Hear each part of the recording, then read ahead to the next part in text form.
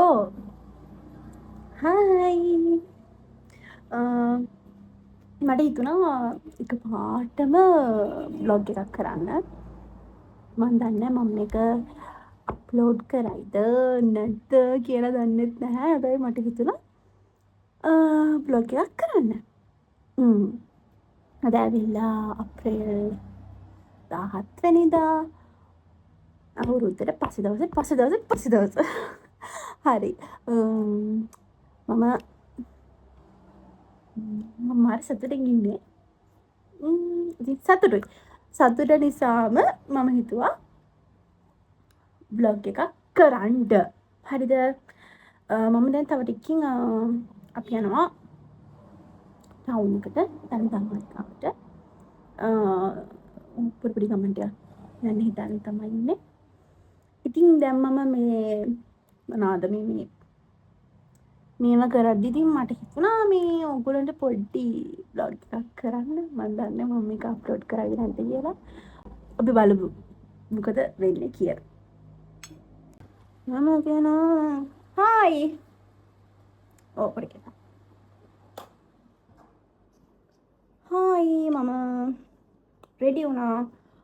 Ready වෙනකොට අදත් YouTube එකට වීඩියෝ එකක් නම් කරන්න බැරි වුණා. හැබැයි මම නිකන් වීඩියෝ එකක් කරා. ඒක දාන්න. ඔයගොල්ලෝ එතකොට බලන්න.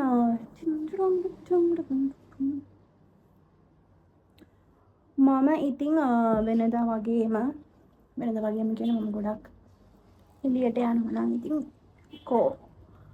ටී-ෂර්ට් එකක් හරි නැත්තම් ෂර්ට් එකක් හරි මොකක් හරි ලොකු එකක් ඕවර් සයිස් අයිටම්ස් තමයි මම අඳින්න කැමති. ඉතින් ඒක තමයි. and they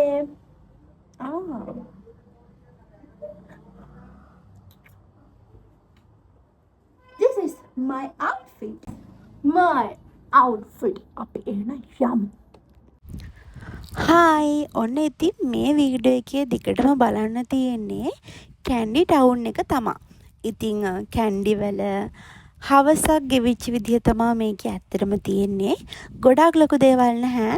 හැබැයි ඉතින් ලස්සන තැන් ටිකක් ඔයගොල්ලන්ට බලා ගන්න පුළුවන් මේ වීඩියෝ එකේ. ඉතින් හවසට මාරම ලස්සනයි නුවර. මම මාරම ආස තැනක් නුවර කියන්නේ. මගේ ගම නිසා කියනව නෙවෙයි.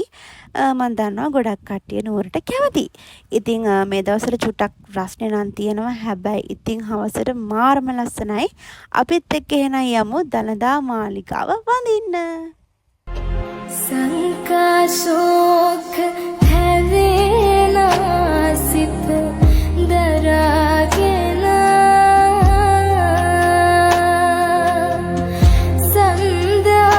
සන්ධාවලාරත් පැහැවෙන වෙලාවට ඇතින් පෙනෙන හිමවත් පව් තලාවට